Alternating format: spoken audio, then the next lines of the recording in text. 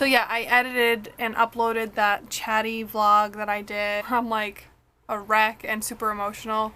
Ugh.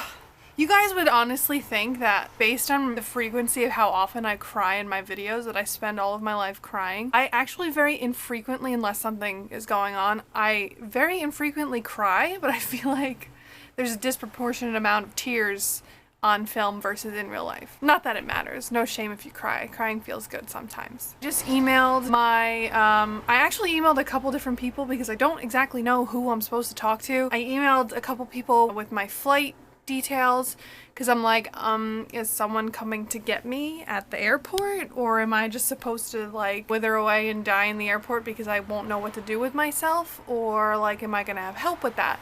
I also asked them, you know, about like, no one's been really clear about my living situations, and that's something that I kind of really want to put my foot down about because I was told months ago that I was going to have an apartment to myself without roommates. And I'm not picky and I'm not like bitchy about a lot of things. Well, other people might disagree with that. In my opinion, like for things that really matter like that, I'm not too, you know, you can kind of put me wherever, but that is one thing, like I said, I really want to put my foot down. I really want to have a place to myself, just because, you know, that's what was promised to me. And I think with my anxieties and my like all my issues, I'm a very difficult person to live with, I think. And also just for my own sanity, like I don't want to be in a place on the other side of the world with a roommate that I don't know, that I might not be able to communicate with. I just don't want to do it. I've never lived with another person like that, and I just don't want this to be my first experience doing so. I'm gonna be gone for a long time, and like I don't want my room, like I don't want to come home to this state of whatever it is. And like I've asked anyone like that knows me, I'm constantly in the state of like cleaning and trying to organize and get rid of stuff, and it's not related to my OCD. I want to make that clear. Like it's not related to OCD.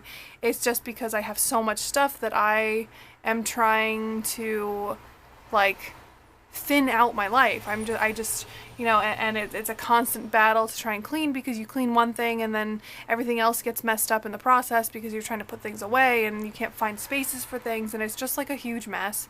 So I really want to spend like a couple of days and just really like get everything down to like the bare minimum of what I need to keep, start gathering things that I gotta pack. It's 1:30 in the afternoon. I haven't even made my bed because I was like laying there feeling sorry for myself for hours on end. I should probably do that. So I'm gonna try and like get some stuff done. Like this is my workspace, and partially because like I do actually do work. Like a lot of the papers that are here are you know, related to my work. So it's just like it really needs some organization. I have like all these recycling and it's just a mess. I'm not doing well. I'm not an adult, and it stresses me out to have like clutter everywhere. So today I think most of my other plans besides work have pretty much been canceled. So I'm going to try to get some stuff done. I have looked through the day and I have looked through the night.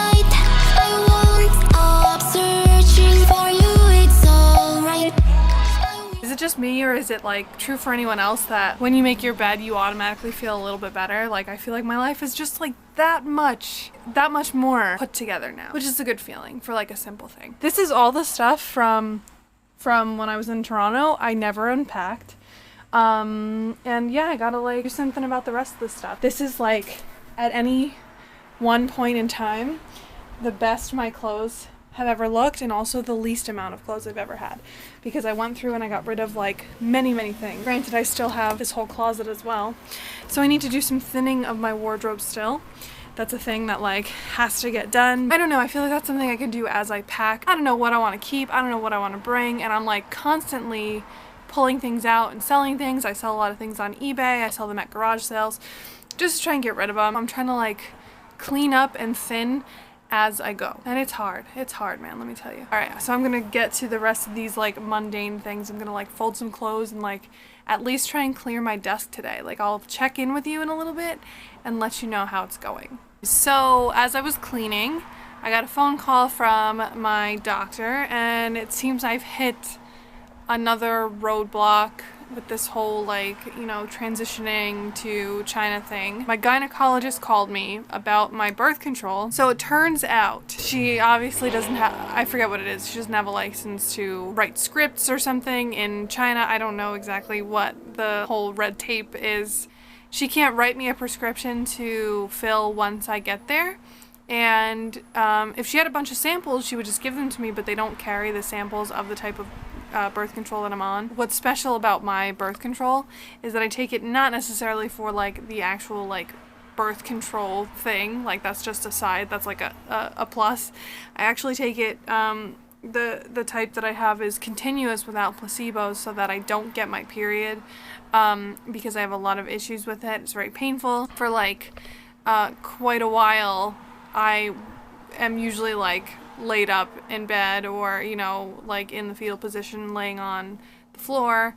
So it really affects my quality of life. So she's like, oh, well, you know, I could put in an IUD, which, you know, is great, you know, great for if you're going to be away for a long time. I'm like, okay, that's fine, but it doesn't really help with my period issues. Sure, I'll have like pregnancy protection, whatever. That's cool. That's great. That's not what I need. And also I've heard some scary like side effects and I'm afraid of like switching medications now with like my hormones and stuff. So I just don't, can nothing be easy? Like, does everything have to come with some kind of fine print? Like, that's what I'm wondering now. So I'm wondering what the issue is going to be with my other medication, my other prescription that I'm on. Like, why? Anyway, I'm gonna just go about my day and go about cleaning. I've since, you know, cleaned up most of what was on the floor all in here. So I'm gonna get to work on cleaning off my desk, I guess.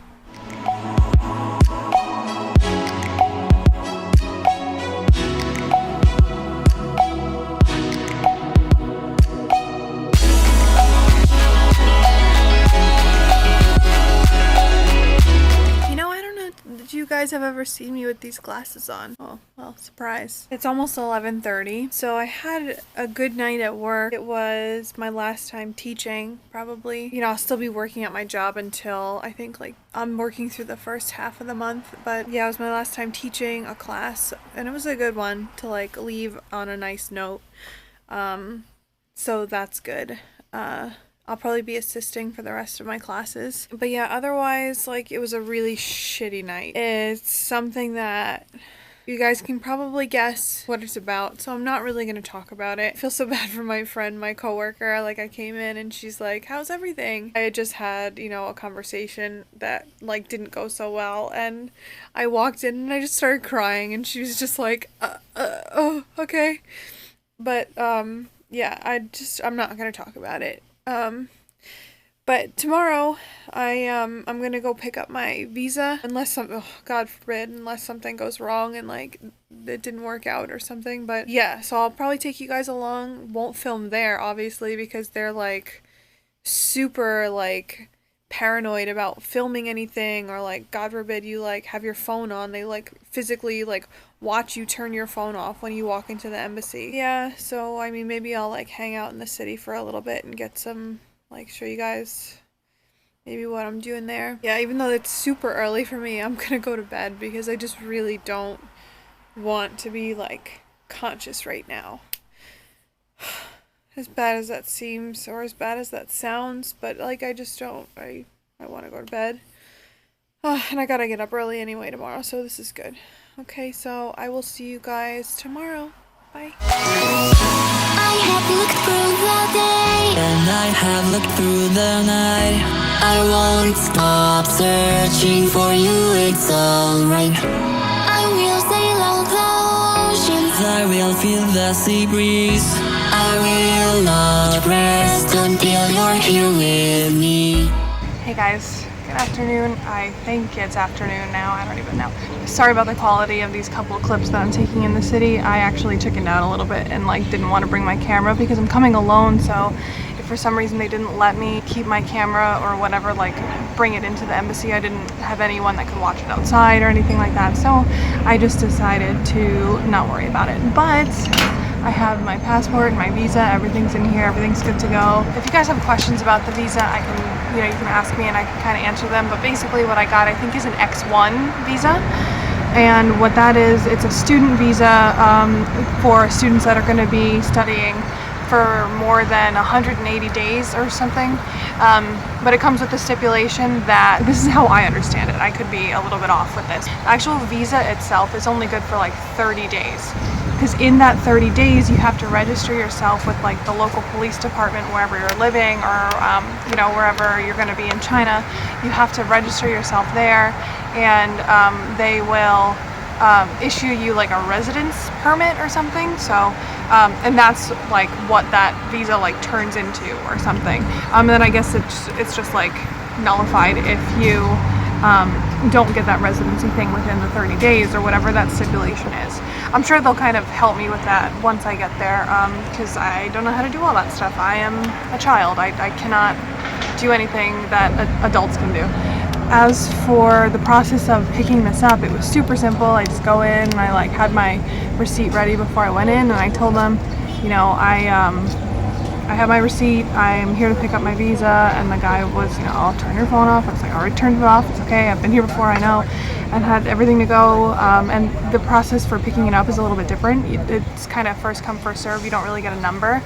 So you go up to the counter or the window or whatever, and they look at your receipt, and then they give you a number that matches the number on your receipt, which matches the number on your passport. So that's how they know like whose passport to give to whom. And so I picked it up. The whole process was like maybe 4 minutes, maybe.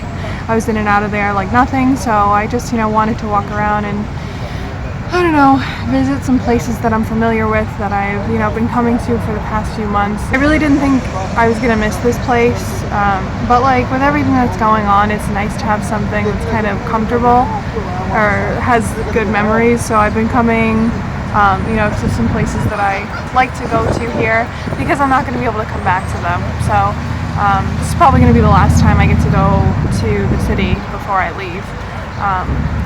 So I've just been enjoying,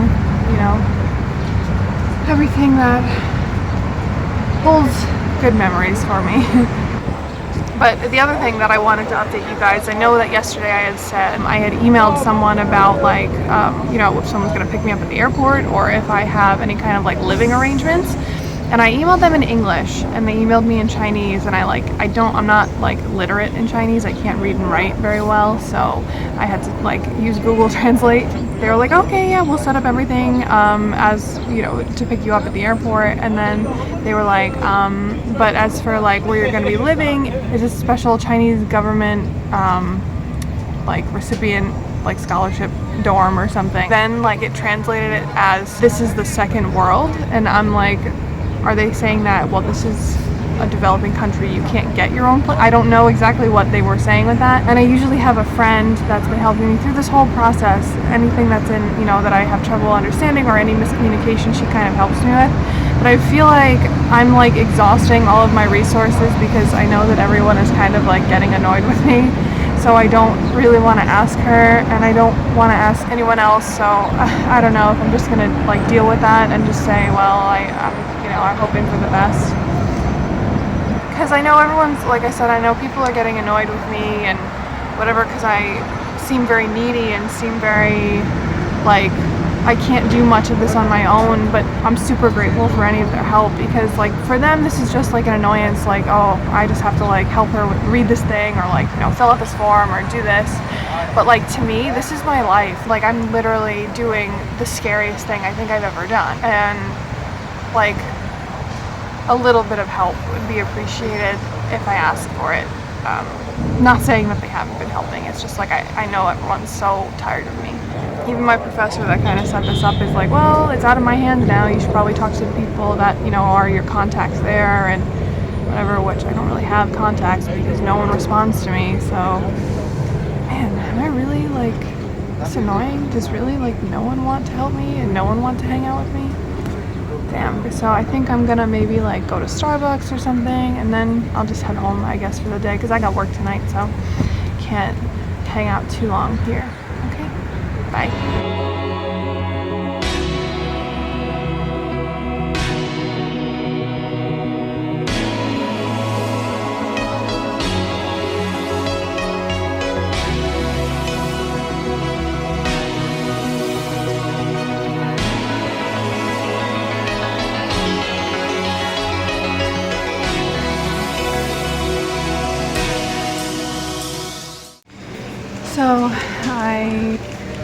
lunch, but then I realized that it's literally been more than 48 hours since I've actually had a meal.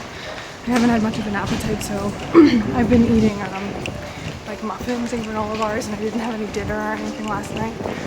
So as you'll see in the, I filmed a little bit of the ramen place that I went to. And now stopping at Starbucks and I'm going up to my gate. There's a really long line, so hopefully on this bus I'll let you guys know. Alright guys, thanks for watching that video. I hope you enjoyed it. If you did, don't forget to like, comment, subscribe, all that fun stuff. Follow me on social media, do whatever you need to do. And if you're interested, here's a clip of my last video. Hello from me and my giant pimple on my forehead here. I feel like it has a personality and like mind of its own. I don't know what's going on.